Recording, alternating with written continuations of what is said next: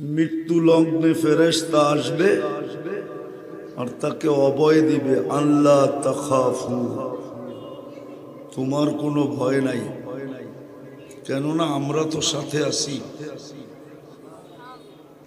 আল্লাহ তাহজানু, তোমার কেন কোনো দুঃখ নাই, আমরা তো সাথে আছি। যদি জিজ্ঞেস করি কতক্ষণ থাকবে, তো কোরআন এটাও বলে, নাহনু আউলিয়াউকুম ফিদ দুনিয়া ওয়া ফিল আখিরা, দুনিয়ায় তো ছিলামই, আখিরাতেও তোমার সঙ্গে সঙ্গে থাকবো।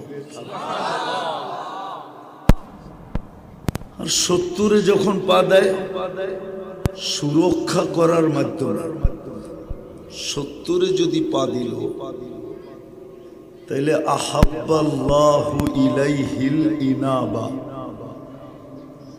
আল্লাহ তার প্রত্যাবর্তনের নিজেই আকাঙ্ক্ষী হন, যে এখন আমারটা আমার কাছেই চলে আসো। আচ্ছা, যার প্রত্যাবর্তনের আকাঙ্ক্ষী স্বয়ং আল্লাহ হয়, তার আবার ভয়ের কি? তার কোনো ভয় আছে? তো 70 বৎসর হলে আল্লাহ তার প্রত্যাবর্তনের আকাঙ্ক্ষী। ইদা বালাগা সামানিন, সুরক্ষার মাধ্যমে যখন 80-তে পা দেয়, তো লাম ইউকতাব যামবু, আর গুনাহ লেখা হয় না।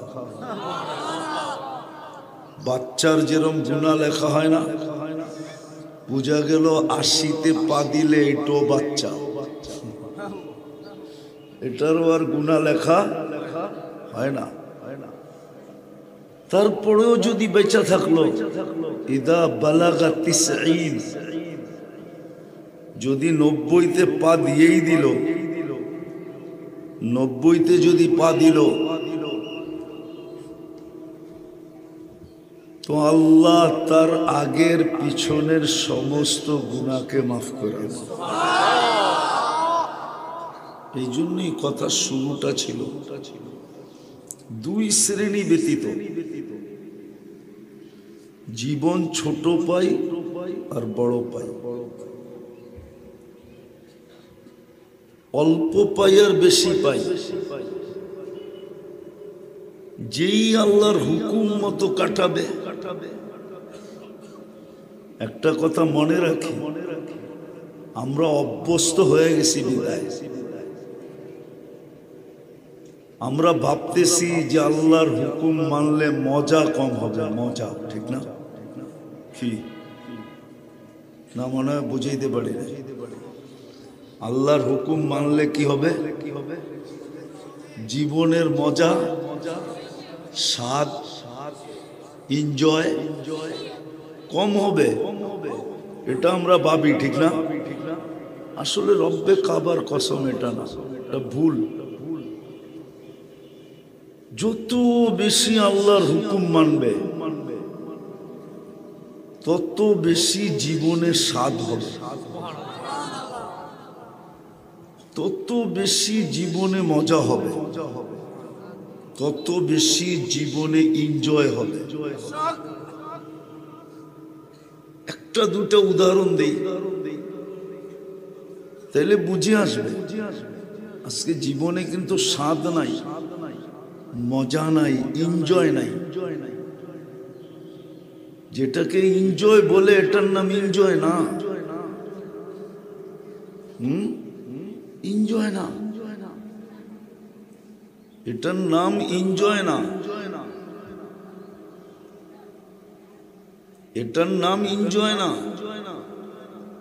আল্লাহর হুকুম মানে না বিদায়ী তো মা বাবা সন্তানের সাথে চাকরের মতো ব্যবহার করে।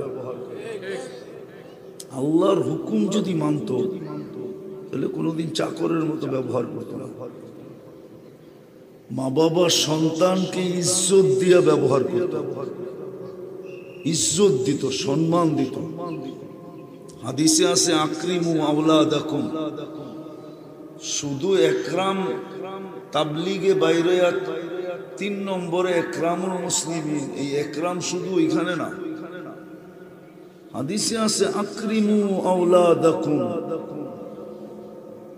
সন্তানদেরকে ইজ্জত করো। আল্লাহর হুকুম মানে না দেখা মা বাবা সন্তানকে ইজ্জত করে না, চাকরের মতো দমকায়া কথা বলে। কি বলেন না, যা লয়ায় যা খায়ালো। আল্লাহর হুকুম নবীর তরিকা মানে না দেখা। ফাতেমা রাদিয়াল্লাহু তাআলা আনহা নিজে বলতেছেন, আমি যতবার বাবার দরজায় টোকা দিছি এমন একবার যায় নাই যে বাবা দরজা না খুলছে।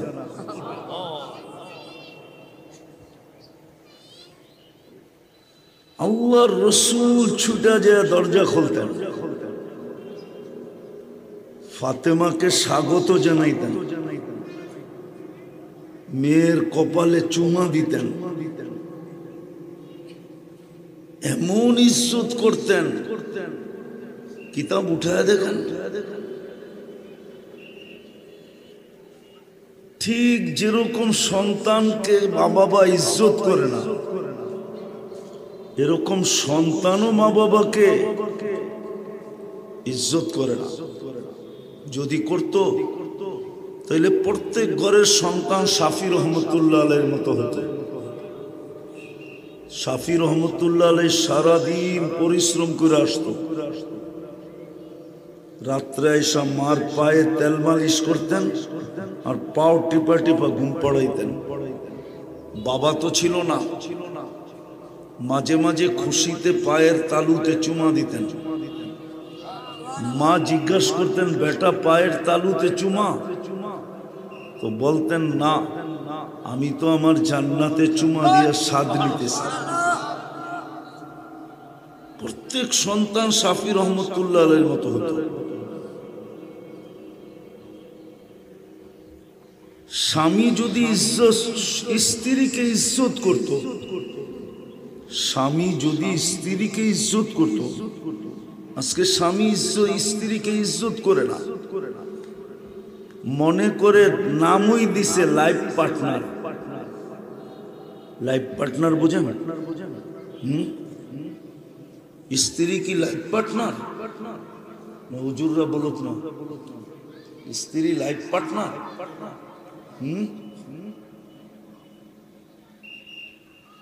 স্ত্রীকে কোরআন মর্যাদা দিছে কি, হুন্না লিবাসুল লাকুম। পোশাক ছাড়া যেরকম তুমি উলঙ্গ, স্ত্রী ছাড়াও তুমি উলঙ্গ। নিজের পোশাককে নিজে যতটুকু যত্ন করো, পোশাকের মেসাল কেন দিলেন? নিজের কাপড় চোপড়ের যেরকম তুমি যত্ন করো সর্বদিক দিয়া, স্ত্রীকে এরকম যত্ন করো। কিন্তু হয়তো যদি আল্লাহর হুকুম মানত,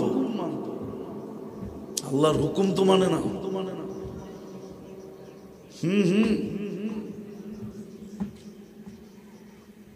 এই জন্য ওমর রাদিয়াল্লাহু তাআলা আনহুর কথা আছে, ওনার একটা কওল আছে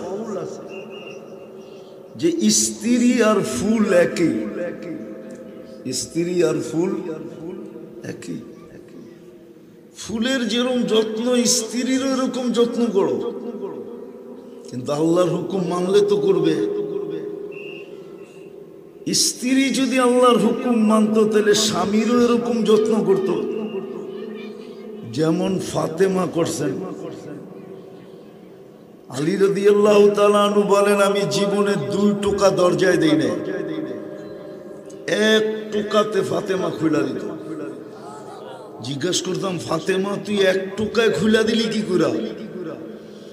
তুমি আসার আগে দরজায় পিঠ লাগায় দাঁড়ায় থাকি, টোকাটা যেন আমার পিঠে পড়ে। আব্বা শিখায় দিছেন। আরেকটা শুনেন, স্বামীর ওই দিনের কাহিনী, যেদিন হাসান হুসাইন জিব্বা চোষায়া হাসান হোসাইনকে আল্লাহর রসুল জিব্বা চোষায়া খিদা নিবারণ করাইছেন। ওই দিনের কাহিনী। 3 দিনের ক্ষুধার্ত, চতুর্থ দিনও চুলা জ্বলবে না, কিচ্ছু নিয়ে আসতে পারে না। আলী রাদিয়াল্লাহু তাআলা আনহুর চেহারা মলিন। ফাতেমা রাদিয়াল্লাহু তাআলা আনহা জিজ্ঞাসা করতেছে, আলী চেহারা মলিন কেন? বলছে আজকেও কিছু জুটে নাই। তো বলছে, শোনো আলী, ওয়াজাদনা শাকারনা লামনা জি সাবরনা, পাবো তো শুকরিয়া আদায় করব, না পাবো তো সবর করব। আর তুমি কি জানো না দুনো অবস্থায় আল্লাহ আমাদের সাথে? আর আল্লাহ যাদের সাথে থাকে তাদের চেহারা মলিন হওয়া শোভা পায় না। তুমি হাসবে তো দরজা খুলবো, নাইলে খুলবো না। তো হাইসা দিছেন, দরজা খুলছেন। তো ফাতেমা রাদিয়াল্লাহু তাআলা আনহা খুশিতে হাসতেছিলেন, অথচ চতুর্থ দিনের ক্ষুধার্ত। আলী রাদিয়াল্লাহু তাআলা আনহু নিজেই বলতেছিলেন, ফাতেমা রাদিয়াল্লাহু তাআলা আনহার সিফত বলতে যায় যে খায়রুন নেসা কিভাবে হলো। তো বলতেছে, ফাতেমা সাররাত ওয়া তাবাসসামাত, ফাতেমা খুশিতে আত্মহারা ছিল আর মুস্কি মুস্কি হাসতেছিল। তো বলে, আমি দোয়া না দিয়া পারলাম না, তা আমি দোয়া দিতেছিলাম, রহিমাল্লাহু ইমরাআতান, তোর মতো মেয়েদের উপরে আল্লাহ রহমতের বৃষ্টি বর্ষণ করুক। স্বামীর কদর আজকে আমাদের সমাজে নাই। আর হাদিসের ইঙ্গিতে পাওয়া যায়, যখন স্বামীর কদর থাকবে না তো পুরুষের মৃত্যুর হার বেড়ে যাবে।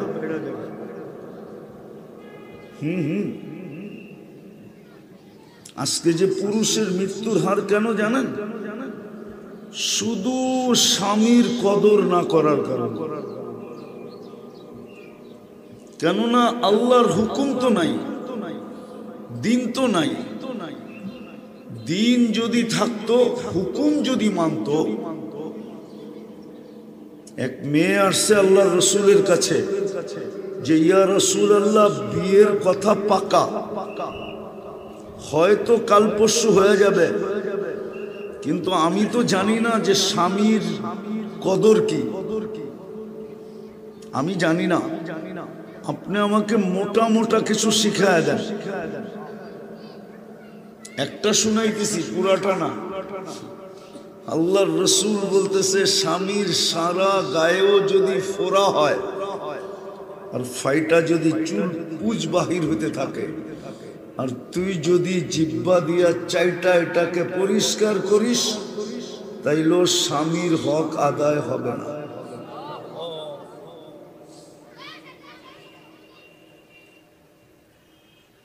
কিন্তু আজকাল তো স্বামী স্বামী না, সার্ভেন্ট, হাজব্যান্ড না। কি কি আমাদের সমাজে তো স্বামী সার্ভেন্ট, হাজব্যান্ড না।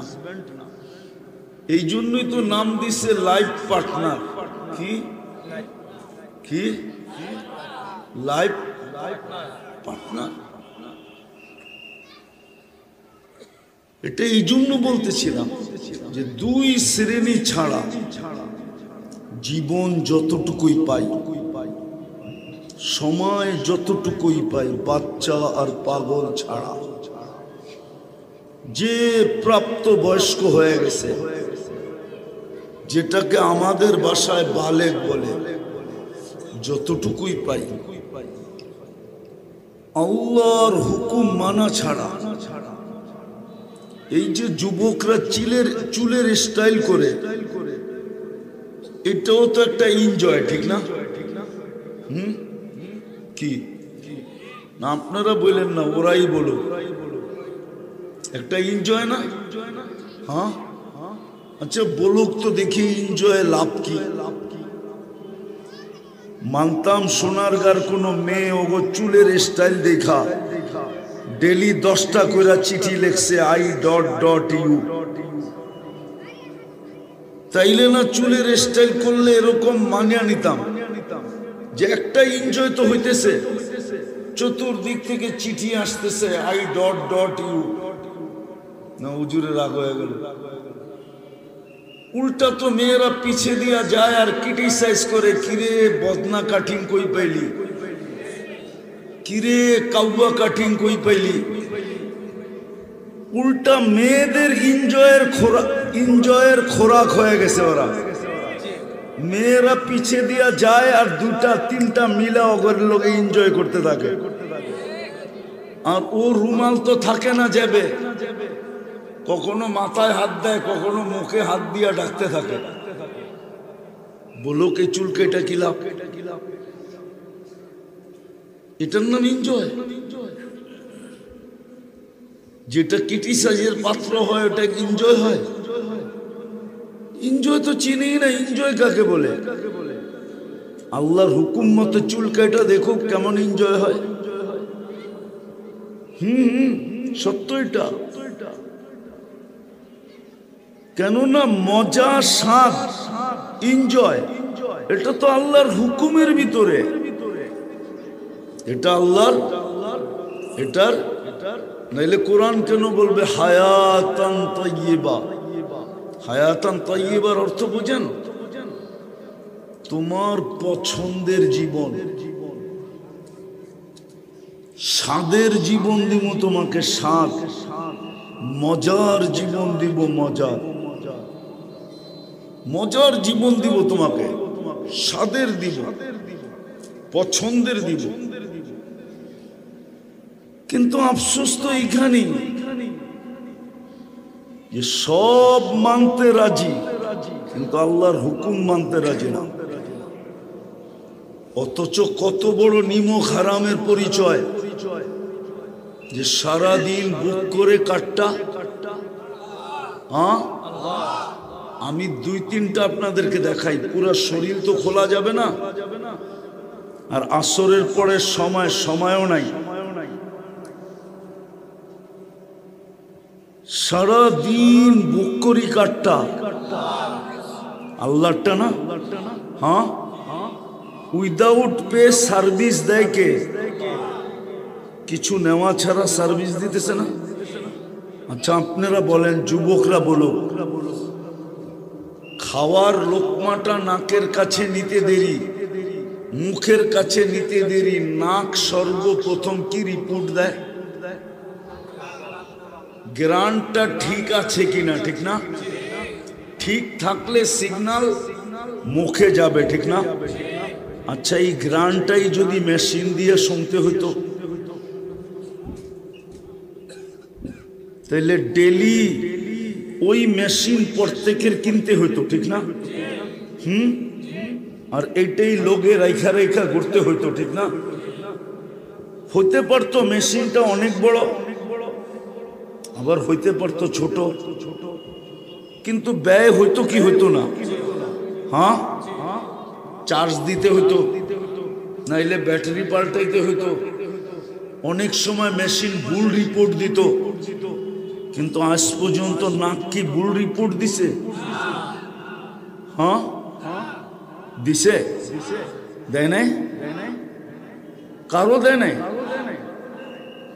অনবরত রিপোর্ট দিয়া যাইতেছে। আর যদি প্যাথোলজি সেন্টারে করাইতে হইতো কত বড় লাইন লাগতো। আপনি বলতেন আমি ক্ষুধার্ত বেশি, আমারটা আগে টেস্ট করে দে, ঠিক না? তখন পোয়া 12 কাদের হইতো? প্যাথোলজি সেন্টারের পোয়া 12 হইতো, ঠিক না? যেমন করোনার সময় পোয়া 12 হয়েছিল, ঠিক না? অক্সিজেন আছে কিন্তু বলতো অক্সিজেন নাই। আরে ভাই টাকার প্রশ্ন না, সংগ্রহ করে দেন। তো আধা ঘন্টার অক্সিজেন 84,000 টাকা বিল পর্যন্ত করছে মডার্ন হাসপাতাল। আপনারও তো এই দশা হইতো। এটা কি ব্যয় না? নাকে সিগন্যাল দিল মুখে যাবে, এখন জিহ্বা আবার সাত করে বলতেছে না আমার পর্যন্তই শেষ, এটা পেটে যাবে না। যদি 60টা মেশিন দিয়ে নির্ণয় করতে হইতো, বলেন কয় টাকা খরচ হইতো? অক্সিজেন যদি কিনা ব্যবহার করতে হইতো, বলেন ডেলি কয় টাকা যেত? হাফ লিটার পানি তো 20 টাকা। 1 লিটার অক্সিজেনের দাম কত হইতো? মাইনা নিলাম 40 টাকা। হাফ লিটার 20 টাকা, 1 লিটার, আচ্ছা 550 লিটার আপনি ডেলি নেন, 40 দিয়ে পূরণ দেন। ক্যালকুলেটর তো সবার কাছে আছে, দেখেন কয় টাকা হয়। আরে দেন না, ক্যালকুলেটর নাই। 550কে 40 দিয়ে পূরণ দেন, 22,000 টাকা ডেলি অক্সিজেন কিনতে হতো। পানির দামে কিনলো, পানির দামে। শ্বাসের উপরে যদি বিল ধরতেন যে পার শ্বাস 1 পয়সা, তাহলে 1600 টাকা বিল দিতে হতো। কিডনি ডায়ালিসিসের বিল যদি ধরতেন 3000 টাকা, তো ডেলি 1,80,000 টাকা বিল দিতে হতো। 8,000 টাকা, 1,08,000 টাকা। যদি 3,000 টাকা পার ডায়ালিসিস ধরতেন, 36 বার ডায়ালিসিস করেন, তো 2 শ্রেণী ব্যতীত, বাচ্চার পাগল ব্যতীত, প্রত্যেক নারী পুরুষের জীবনের স্বাদ ছিল আল্লাহর হুকুম মানার ভিতরে। মজা ছিল, এনজয় ছিল, একটা একটা করে আপনাকে দেখানো যায়। যদি আল্লাহর হুকুম মানত, আল্লাহর হুকুম মানত, তাইলে প্রত্যেক ব্যক্তি জীবনের মজা পাইতো। মজা জানি না এই গ্রামে বাড়ি কয়টা, এই ইউনিয়নে বাড়ি কত, ইউনিয়ন বাদ দিলাম, মহল্লায় বাড়ি কত? এক একটা মহল্লা আছে না, যত বাড়ি হইতো প্রত্যেক ব্যক্তি প্রতিদিন অত আইটেম দিয়া খাইতো, যদিও এক আইটেম পাক করত না। মনে হয় বুঝাইতে পারি না। আল্লাহর রসুলের হুকুম ছিল তরকারি পাক করো তো ঝোল বেশি দিও, যেন প্রতিবেশীর ঘরে দিতে পারো। প্রতিবেশী যদি প্রতিবেশীর ঘরে আদান প্রদান করত, তাহলে যেই মহল্লায় 100 ঘর আছে, 1 আইটেম পাক করত, কিন্তু খাওয়ার সময় সবাই 100 আইটেম দিয়া খাইত।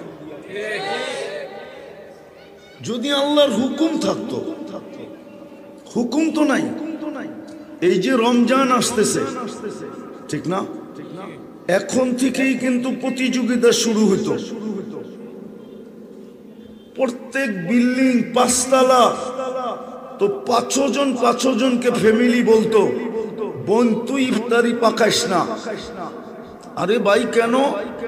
বলছে আমি শুনছি 1 ডোক পানি দিয়া রোজা যদি খোলায়, ইফতারি করায়, তাইলে জাহান্নাম থেকে মুক্ত হয়। বিদায় আমি কিন্তু ব্যবস্থা করে ফেলছি, তোর ইফতারি ডেলি আমি পাক করে পাঠাবো। আমার জাহান্নাম থেকে মুক্ত হওয়ার প্রয়োজন। তাইলে সামনে আলাও বলতো, বোন তোর আগে আমিও ব্যবস্থা করে ফেলছি, আমিও তোর ইফতারি ডেলি পাক করে পাঠাবো, তুই কিন্তু পাকাইস না। সুস্পষ্ট হাদিস, মান আফতারা সাইমান ওয়ালাউ শুরবাতা মা, 1 ডোক পানি দিয়া যদি কাউকে রোজা খোলায়, তো ফালাহু ইতকু রাকাবাতিন। তাহলে দেখা যেত পুরা শহর মহল্লা ইফতারি নিয়ে টানাটানি চলতেছে। আরেক দল লোক দেখা যেত রাস্তায় দাঁড়ায় আছে, ঠিক আজানের পূর্বক্ষণ অল্প কিছুক্ষণ আগে, আরে ভাই তুই রাস্তায় কেন? বলছে যাকে আজানের সময় পাবো জোর করে হলো রোজা খোলায় দেব। যেমন উমরায় গেছে কিনা জানি না হুজুররা, রমজানে গেছেন? গেছেন রমজানে? গেছেন রমজানে? রমজানে গেছেন? মদিনা মুনাব্বারায় দেখবেন ছোট ছোট বাচ্চা বাথরুমের সামনে দাঁড়ায় আছে, রোজা খোলার 10-15 মিনিট আগে আপনি বাথরুম থেকে বেরিয়েবেন, আঙ্গুলে ধরবে, উজুখানায় নিয়ে উজু করাবে, আপনার আঙ্গুল ধরে উপরে এক্সেলেটার দিয়ে উঠবে, টানতে টানতে ওর বাপের দস্তরখানে নিয়ে আপনারে বসাবে।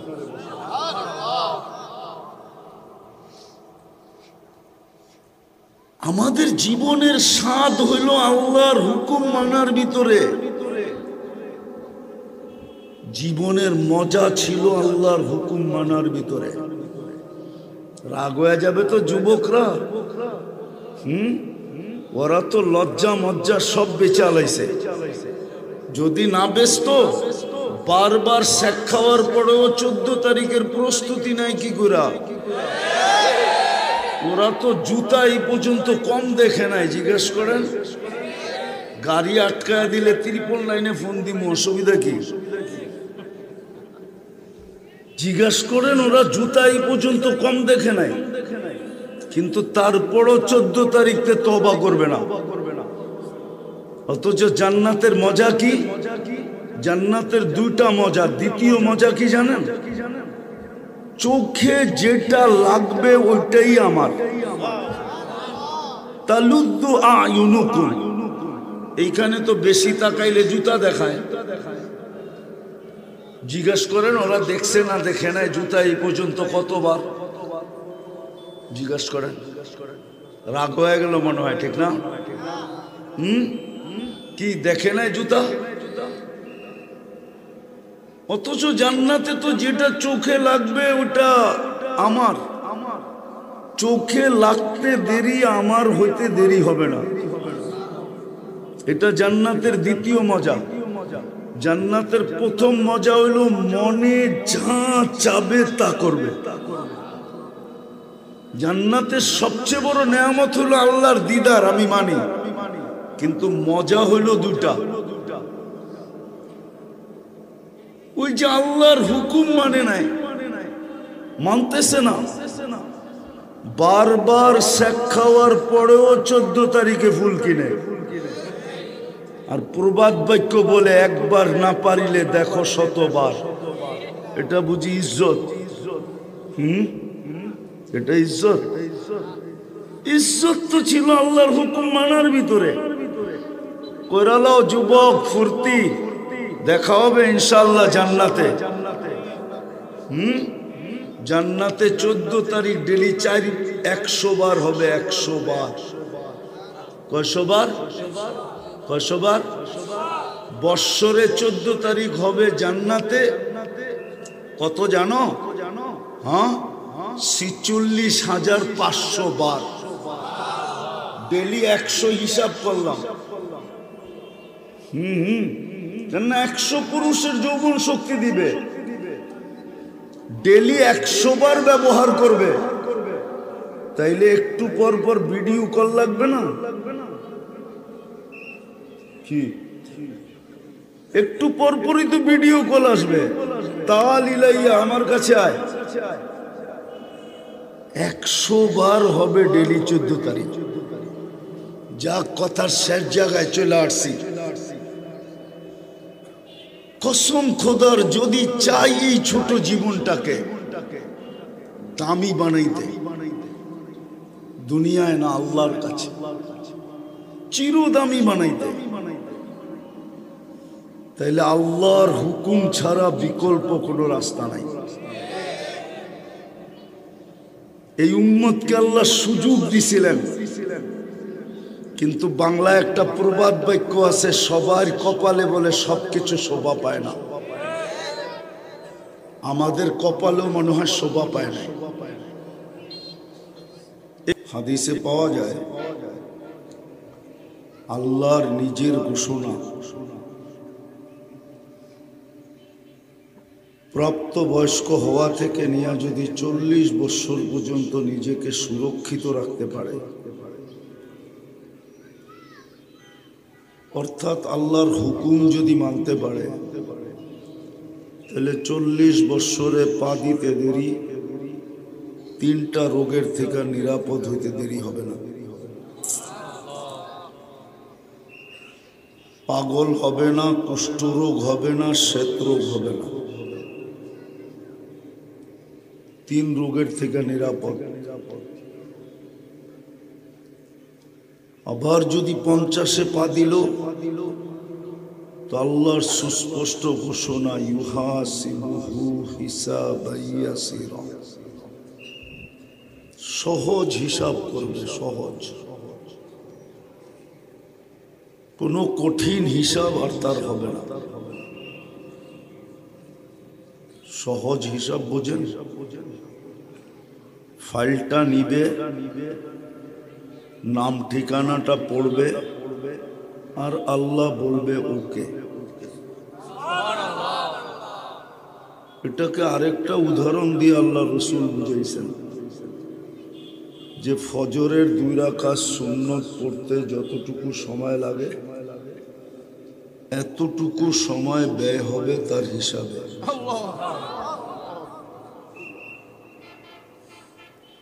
60 বছরে যখন পা দিবে, 80 বছর, 83 বছর 4 মাস যদি খায়ের বাদ দেই, কি বাদ দেই? খায়ের আল্লাহ কেন বলছে? এটা হুজুর বদিকে দেখা বলছে।